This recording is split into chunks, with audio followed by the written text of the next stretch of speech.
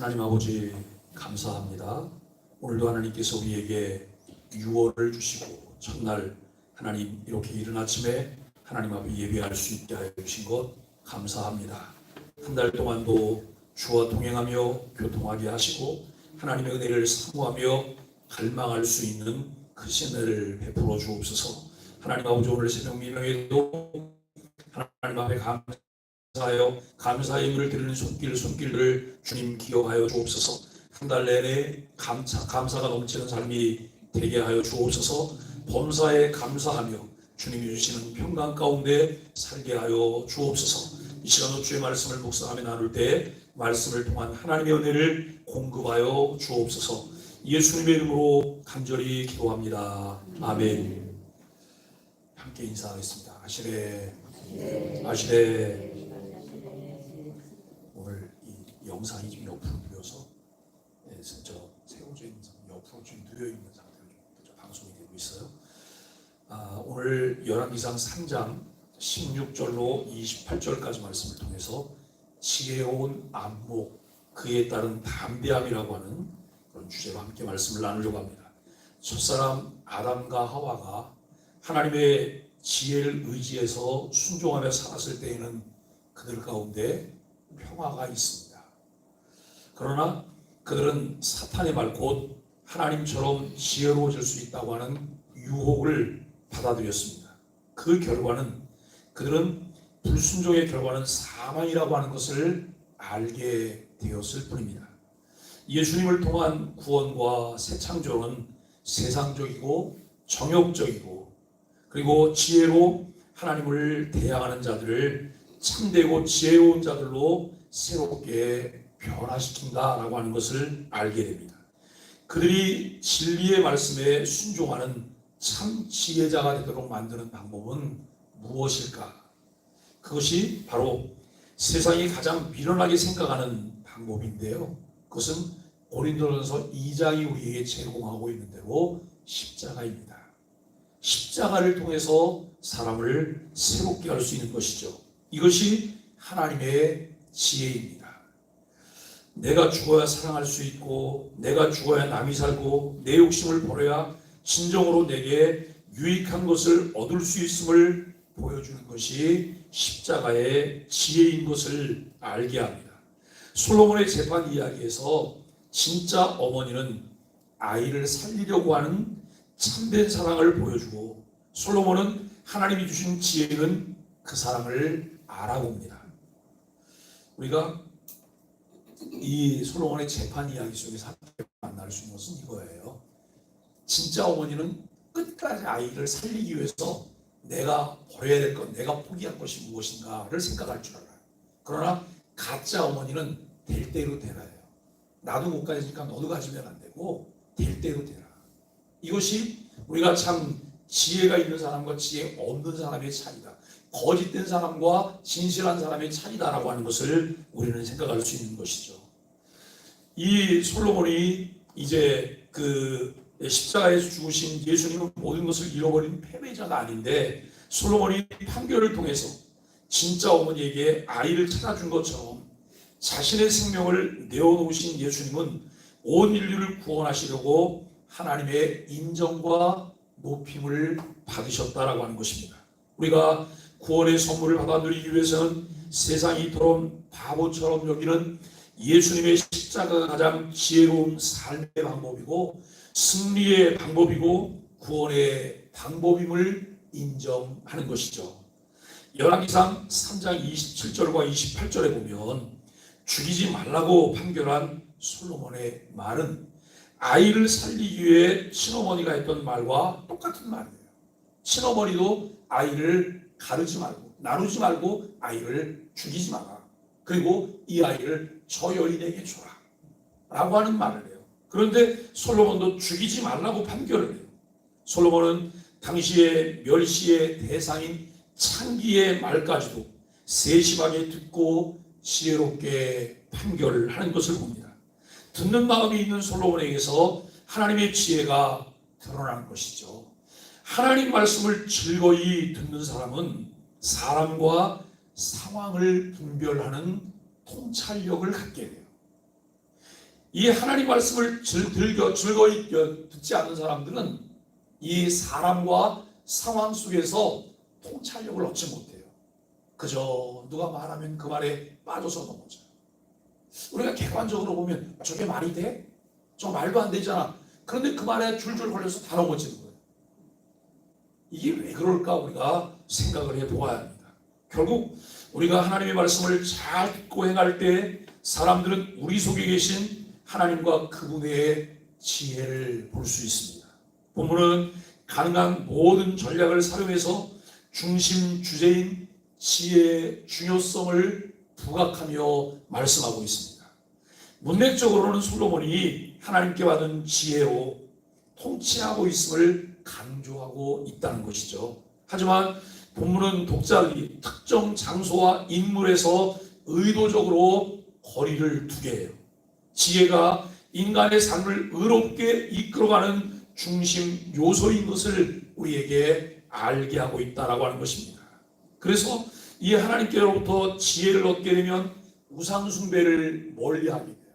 뿐만 아니라 시편 1편이 말하고 있는 복 있는 사람의 삶을 살게 된다라고 하는 거예요.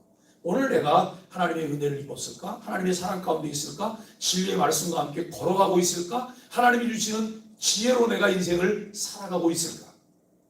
똑같은 것을 보지만 어떤 사람은 정말 귀한 것을 취하게 되지만 어떤 사람들은 악을 따라가게 되는 거예요.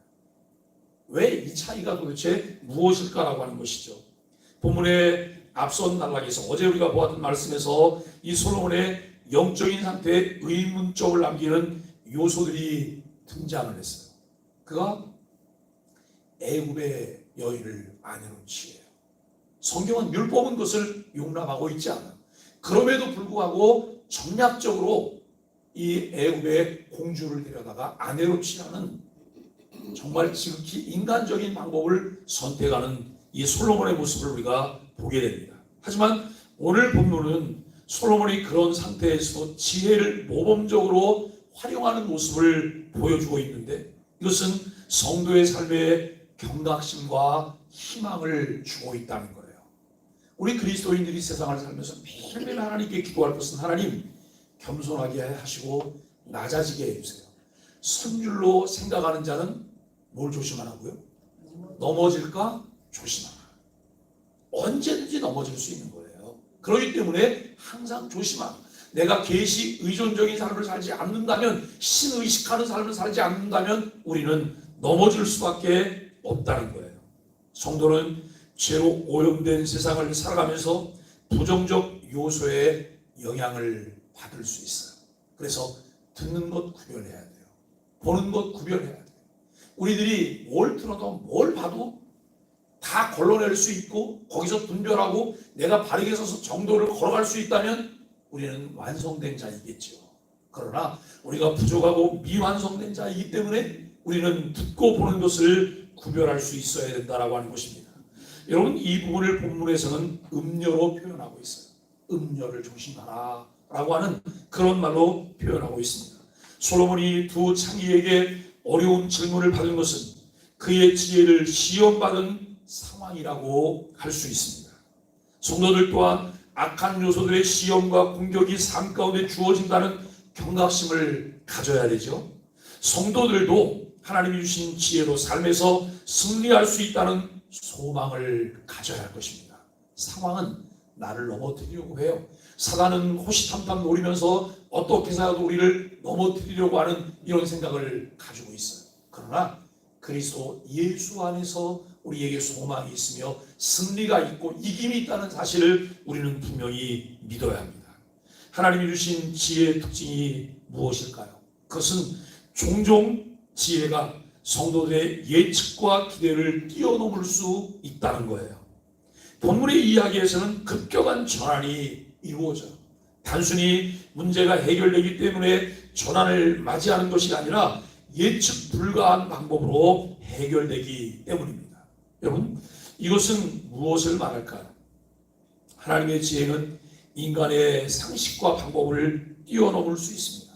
또한 이제 성도들은 때로 문제가 다 해결되지 않은 시점에서 혼란을 맞이할 수도 있습니다.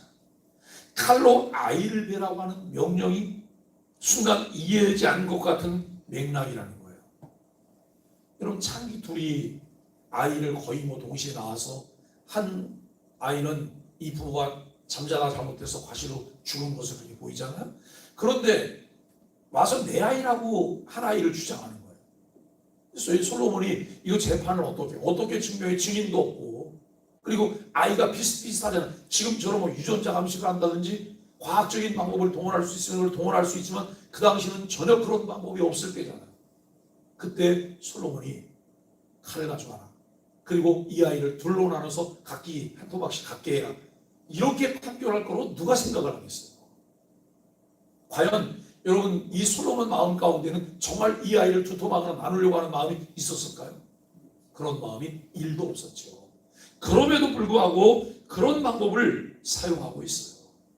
오늘 우리는 참 이 이야기의 결말이 단언적으로 말하기를 솔로몬의 현명한 판단이 하나님에게서 왔다고 하는 것을 알게 돼요. 성도들은 하나님의 해결책이 큰 그림 안에서는 언제나 현명한 해결책이고 만족감을 주는 결말을 가져온다고 하는 것을 알아야 됩니다. 병원에 가면 의사가 꼭 물어봐요. 정말 어떠신 거예요? 어디가? 처음에는 그게 좀 불만이었어요. 아니, 가면 의사가 자기가 진찰해서 어디가 아프다고 얘기를 해야지. 그걸 왜 나한테 물어봐? 그럼 내가 의사하지. 처음에는 그런 생각도 해봤어요. 그런데 여러분, 그게 틀리지 않아요. 의사가 이제 환자에게 증상을 묻고 증상을 알면 병의 원인을 찾을 수 있잖아요. 이미 나타나고 있는 증세는 이미 나타나는 건데 이게 왜, 어디서, 무엇 때문에, 그 원인을 찾는 것이 의사의 역할 아니겠어요? 오늘 우리는 솔로몬의 판결도 이와 같아요. 솔로몬은 보이는 것만 보지 않습니다. 그는 증상 이면에 있는 원인까지 보았습니다. 원인을 드러내 그에 따른 판단하는 것이 지혜라고 하는 것이죠. 오늘 16절로 22절은 한 아기와 두 어머니를 이야기하고 있습니다. 솔로몬이 백성을 재판하는 중에 하루는 두 명의 창녀가 왕을 찾아왔어요. 그들이 이제 갓난아이 하나를 서로 자신의 아이라고 주장하며 왕의 판결을 요청합니다. 창기는 사람들로부터 부도덕하며 손가락질 나가는 계층이죠. 하지만 그들도 백성이기에 왕의 재판을 받을 수 있는 권리가 있습니다.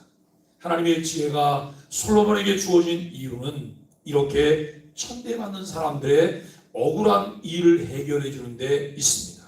하나님의 법과 지혜를 받는 일에는 차별이 있을 수 없습니다. 두 여인이 가져온 문제는 판결하기가 매우 어렵고 난감한 그런 일입니다. 여인들이 말하는 것처럼 그들은 한 집에서 지냈습니다. 사흘 차이로 동성인 아이를 낳았습니다. 그리고 17절, 18절에 보면 여러분, 이 아이들을 본 이 증인들도 없습니다. 작심하고 거짓말을 하는 사람이 누구인지 밝혀낼 수 있는 도리가 없었습니다. 하지만 하나님의 지혜는 진실한 자와 거짓말하는 자를 가려냅니다. 사람을 속일 수는 있을지 모르지만 하나님은 속일 수 없습니다. 그렇기 때문에 매일매일 우리의 삶에 필요한 것은 신을 의식하는 거예요. 하나님을 의식하고 하나님의 면전에서 코람데오의 삶을 살아가는 이 일들이 우리에게 필요해요. 솔로몬은 어려운 문제 앞에서 조금도 동요하지 않습니다. 여기 23절로 28절 말씀에 보면 지혜로운 판결이 나오는데, 그는 여인들의 말을 다 듣고 난 후에 단호한 어조로 칼을 가져오라 라고 말을 해요. 칼을 가져오라고 하는 왕의 명령에 순간 그곳에 있던 모든 사람들이 긴장을 했을 것입니다. 솔로몬은 더 나아가 파격적인 명령을 하죠. 아이를 반으로 갈라서 나눠주라고 하는 24절, 25절의 말씀을 보게 돼요. 물론 솔로몬은 그렇게 할 마음이 1도 없었던 것이 틀림없어요. 그러나 다른 사람 보기에는 그대로 할 것만 같은 그런 상황입니다. 그만큼 솔로몬에게는 담대함이 있었다고 하는 거예요. 하나님의 지혜가 충만했기 때문에 그는 담대할 수 있었습니다. 우리가 여러분 사도행전 6장과 7장에 보면 스데반에 관한 이야기가 나오죠. 스데반이 이제 그 무리 앞에서, 그 무리는 성난 군중이에요. 돌을 들어서 스데반을 치려고 하는, 거기에는 여러분 바울도 그 자리에 함께 있었어요. 그리고 이 돌로 스데반을 쳐 죽이는 것이 가하다고 바울이 그 편을 들었어요. 그 성난 군중 앞에서도 스데반은 조금도 굽히지 않아요. 담대하게 그가 해야 될 바를 해요.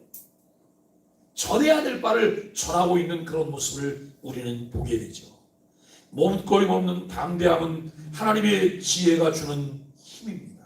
아이를 반으로 나누라는 왕의 명령이 떨어지자 아이의 진짜 어머니는 마음이 붉은 것 같아서 견딜 수가 없습니다. 우리 같으시면 어떠시겠어요? 내 아이라고, 우리 아이라고 주장하는데 아이가 지금 죽게 생겼어요. 죽으면 모든 게 끝나는 거잖아요. 그 상황에서 어머니의 마음은 어떨까요? 어머니는 어떻게 해서든 그 아이를 살리고자 하는 이 붉은 마음이 있을 거예요. 그런데 가짜 엄마는 어때요? 그걸 즐기고 있지요. 내가 못 가질 바에야 차라리 죽는 것도 괜찮지? 이런 생각을 갖는 것이 거짓임을 우리는 알게 돼요. 그래서 여러분, 이 진짜 엄마는 즉시 아이를 포기하죠. 반면 거짓말했던 여인은 왕의 말처럼 아이를 반으로 나누자고 26절에서 말을 해요. 두 여인의 선택이 어떤 여인이 진짜 엄마인지 그대로 드러났습니다. 선택이 사실을 증명합니다. 내가 무엇을 선택할 것인지, 그 다음에 무엇을 선택할 것인지, 여러분, 그 선택이 내가 가지고 있는 본래 본심이 무엇인지 드러나게 한다라고 하는 거예요. 그래서 꾸준히 말씀 묵상을 하면서 여러분 마음 가운데 신을 의식하고 계시 의존적인 삶을 사는 사람은 그 다음 행보가 예측이 가능해요. 저분은 다음에 이런 선택을 할 거야, 다음에 또 이런 선택을 할 거야. 그런데 그렇지 않은 사람들의 선택도 예측 가능해요. 매번 악수만 두게 돼요. 매번 악수만 두면서 여러분 악한 것을 쫓아가는 그런 모습들을 볼 수 있다는 거예요. 이게 무엇에서 오냐? 내 마음의 주인이 다르다는 거예요. 내 마음의 주인.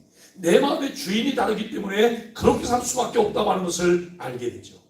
하나님의 지혜로 충만한 솔로몬은 이 사실을 잘 알고 있었습니다. 솔로몬 왕은 어려운 문제를 쉽게 여겼습니다.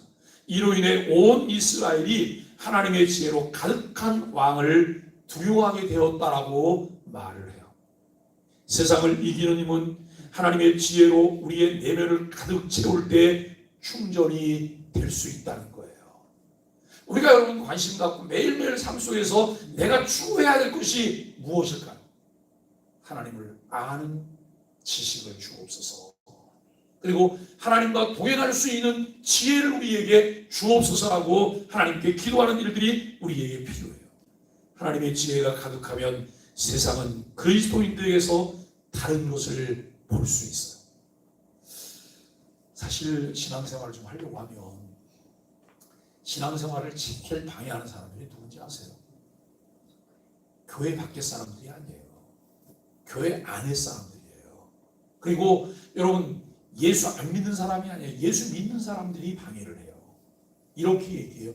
너만 예수 믿냐? 그래요. 너만 예수 믿냐? 왜 너만 유별나게 그러냐라는 말을 해요. 유별난 게 아니에요. 말씀을 쫓아가고 있잖아요. 정도를 따라가고 있어요. 좀 더 주님과 깊이 교제하면서 믿음 생활을 진실하게 하고 싶어 해요. 그런데 그렇게 하지 못하는 다른 명목상 그리스도인이 그를 박해하고 핍박하는 거예요. 이게 참 우리의 삶 가운데서는 견디기가 어려워요. 견디기가 어렵고, 그 다음에 여러분, 아예 교회 밖의 사람들은요, 우리가 가짜 그리스도인 같으니까, 위선자 같으니까 박해하다가 우리 안에서 진실성이 발견되면 그들은 쉽게 인정해요. 아, 저 사람은 좀 달라, 저 교회는 좀 달라 라면서 여러분 기대감을 갖게 되는 거예요. 세상이 교회를 향해서 기대를 갖게 되고 세상이 그리스도인들에게 기대를 갖게 된다면 여러분 그리스도인들의 입에서 떨어지는 말을 들으려고 해요. 기다리게 된다는 거예요. 그런데 기대감이 없어졌어요.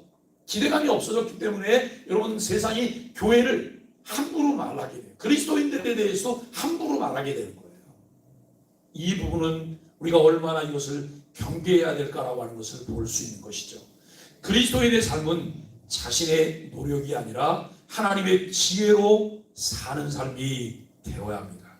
성도라고 하는 이름의 권위는 내 안에 있는 하나님의 지혜를 통해 세워질 수 있습니다. 솔로몬의 심령은 하나님의 지혜로 가득했습니다. 그래서 아무리 어려운 문제를 직면해도 그가 두려워하지 않고 담대할 수 있었습니다. 왜요? 하나님과 함께 정도를 선택하는 것을 알고 있었기 때문에, 그리고 그 안에 계신 주님을 통해서 여러분 그와 같은 일들이 가능할 수 있었기 때문이라고 하는 것입니다. 오히려 담대하게 밀고 나갑니다. 사랑하는 소망의 가족 여러분, 6월을 맞이했습니다. 5월은 계절의 여왕인 꽃피는 6월이었다면, 5월이었다면 6월은 우리에게는 늘 아픔이 있는 6월이에요. 여러분 70여 년 전에 우리나라에 동족 간의 전쟁이 일어났잖아요. 치명적인 6.25 전쟁을 통해서 수없이 많은 사람이 죽었고 여러분 국토가 초토화가 됐어요. 그런 아픔이 있었던 6월을 우리가 생각하면서 6월에는 나라와 민족을 위해서 기도해야 합니다. 나라와 민족을 위해서 기도하고 이 나라가 평화로울 때에 나라를 통해서 우리가 할 수 있는 일이 많아요. 근데 여러분 지정학적으로 보면 우리 대한민국 한반도는 아주 불리한 위치에 놓여 있잖아요. 우리 대한민국은 위가 동강 잘려갖고 저 북한이기 때문에 마치 여러분 섬나라에 갇혀있는 그런 것과 똑같아요. 삼면은 바다지요, 위는 올라갈 수가 없죠. 그리고 여러분 주변에 강국들은 다 둘러싸여 있죠. 눈치를 봐야 돼요. 미국 눈치 봐야 되고, 일본 눈치 봐야 되고, 그 다음에 러시아 눈치 봐야 되고, 중국 눈치 봐야 되고. 이때 정말 필요한 것은 지혜로운 국가의 지도자가 필요한 거예요. 어느 한쪽으로 치우치지 않고 지렛대처럼 잘 활용하면서 여러분 이 외교를 잘할 수 있는 지도자가 필요한 거잖아요. 요즘 뭐 지도자에 대해서 비판을 많이 비판한 한 그릇 더 올려놓으면 나아질 거 아무것도 없잖아요. 우리가 할 수 있는 것은 무엇일까요? 기도하는 거예요. 하나님, 대한민국을 국민이 여겨주시고 위정자들을 국민이 여겨주세요. 기도하는 거예요. 하나님의 은혜 속에 하나님의 손이 대한민국을 지켜주시며 인도해 주시도록 기도하는 일이 필요해요. 너무나 속상하지만 우리가 여러분 그 선거를 통해서 대통령이 뽑혔어요. 이 대통령이 뽑히고 안 뽑히는 것은 하나님의 손에 하나님의 주권에 달렸다는 거 우리가 인정하잖아요. 그렇다면 하나님께서 그를 사용하시는 동안 은혜 베풀어 달라고 기도하는 건 우리의 책임이에요. 못마땅하고 싫어도 기도해야 되는 것은 우리의 책임이라는. 그리고 대통령이 잘하도록 지지해 주는 것도 우리의 책임이기도 해요. 오늘 우리는 6월달을 맞이하면서 하나님 지혜로운 안목, 그에 따른 담대함으로 6월에 주실 하나님의 지혜와 은혜로 충전하게 하여 주옵소서. 만땅으로 충전해서 6월달 한 달이 주와 동행하는 달이 되어야 할 것입니다. 하나님의 은혜를 입은 솔로몬이 도무지 해결하지 못할 것 같은 어려운 문제도 지혜롭게 해결했습니다. 하나님이 주시는 지혜로 통찰할 수 있는 안목과 담대함을 가질 수 있기 때문입니다. 사실 여러분 성경을 열심히 보면서 말씀을 열심히 듣는 분들에게 여러분 발견할 수 있는 다른 게 있더라고요. 저는 멀리서 그걸 느끼지 않아요. 우리 어머니를 통해 느끼는데요. 우리 어머니는 교육부 혜택을 받지 못하셨어요. 그러니까 어릴 때 모두가 대부분 다 어렵고 그러니까 딸들에게 무슨 교육의 기회를 이렇게 주는 가정들이 많지는 않았잖아요. 그러니까 시골에서 그 시골에서 살면서 교육도 하나도 못 받고 그냥 사실 본인 이름도 못 쓰는 분들이 그 당시에는 많았던 거예요. 예? 이름을 부르기는 하지만 누가 이렇게 이름을 써놓으면 내 이름인지 누구의 이름인지 모르는 거예요. 그러다가 교회를 다니게 됐어요. 우리 어머니는 교회 다니면서 한글을 배우신 분이세요. 왜냐하면 교회 가면 매일 성경도 읽지요, 찬송도 부르는 찬송 불러야 되는데 그걸 뭐 다 외워서 부를 수 있는 제가 처음에 외워서 불렀겠죠. 성경 읽는 것도 이렇게 읽으면 그 옆에서 다 펼쳐놓고서는 근데 어디를 펼칠지도 모르는 거 아니에요? 그런 상황인데 교회를 다니면서 이걸 성경을 줄줄줄 잘 읽으시고 글씨도 얼마나 이쁘게 잘 쓰시는지 몰라요. 그런데 중요한 것은요, 통찰이 생긴다는 거예요. 지혜가 생긴다는 거예요.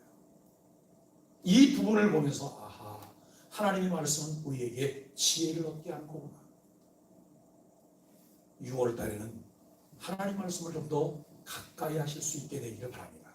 매일 아침 묵상을 통해서 말씀을 가까이 하는 중에 그 말씀을 통해서 하나님의 은혜를 입은 자로 살아갈 때 우리는 지혜로운 통찰을 통해서 안목과 담대함을 가질 수 있다라고 하는 것입니다.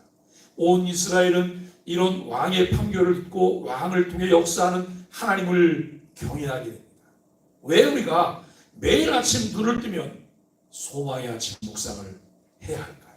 그리고 그 묵상을 하면서 내용들을 정리해보고 내가 정리한 것을 다른 사람들에게 나누려고 하는 마음들이 왜 필요할까요? 근데 여러분, 우리에게 너그러운 마음이 필요해요. 어떤 이들은 정리를 해서 이렇게 글을 내놓는 거 보면 본문이 말하려고 하는 것과 다른 내용들을 적어서 이렇게 보여낼 때도 있어요. 그거 보실 때 어떻게 생각하셔야 돼요? 막 비난하셔야 돼요? 지켜봐 주셔야 돼요. 왜냐하면 그분은 아직 그 관점에서 볼 수밖에 없는 분이라고 생각하셔야 돼요. 그리고 관점이 같아지기 위해서 또 이 정말 이 주님의 렌즈를 가지고 그것을 보게 되는 그때까지 기다려주는 것이 필요하잖아요. 그런데 기다려주지 않고 그냥 막 흔들면 어떻게 되겠어요? 떨어지죠. 우리 집에 그 나무에 3개 열렸던 게 그저께로 마지막 3개째까지 다 떨어졌어요. 금 전에 꽃 핀 것을 보고 열매가 맺혔던 것을 보는 것으로 만족하고 내년을 기다려야 되는 거예요. 1년을 기다리는 거죠. 그래도 감사한 게 이게 꽃도 피고 열매도 맺히는 거구나 라고 하는 걸 본 거예요. 근데 여러분, 그거를 견뎌낼 수 있는 힘이 없으면 떨어지는 거예요. 우리 소망의 교회가 모든 사람을 다 품어낼 수 있는 그런 교회가 되기 위해서 기도하셔야 돼요. 우리가 여러분 하나님 말씀의 묵상이 우리에게 주는 유익은 말씀을 통해서 하나님을 경외하는 것을 배우며 지식의 근본인 것이신 하나님을 더 사랑하는 통찰력 있는 그리스도인으로 유월을 살아가는 소망의 가족들이 되시기를 예수 그리스도의 이름으로 간절히 축복합니다. 아마 지금 여기에 제가 그렇죠. 제가 만들어서 보낸 게 아닌 다른 것을 제가 전사님으로서 저한테 아침에 와서 목사님 여기도 추가할 게 없나요? 저는 제가 보낸 거면 당연히 추가할 게 없으니까 그런 줄 알았는데 아침에 화면 나온 거 보니까 제가 만들어 놓은 게 아니어서 자, 제가 기도하겠습니다. 하나님, 헤아릴 수 없이 깊은 하나님의 지혜가 우리의 삶 구석구석에 드러나게 하여 주옵소서. 어디를 가든지 누구를 만나든지 우리의 말과 행동으로 하나님을 높이는 인생이 되기를 소원합니다. 소외된 이에게 귀를 기울이고 모든 일을 분별해 바르게 행동하는 지혜를 우리에게 부어 주옵소서. 예수님의 이름으로 간절히 기도합니다. 아멘. 412장 찬송하시고